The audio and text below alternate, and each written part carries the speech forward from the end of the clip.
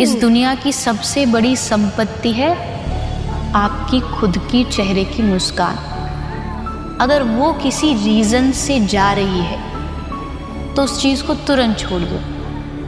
लोगों की लाइफ में सेटिस्फैक्शन नहीं है। बहुत बहुत बहुत बहुत पाने के चक्कर में जो होता है वो छूट जाता है। इतनी डिज़ायर्स मत रखो कि आपका आज का सुकून छिन जाए।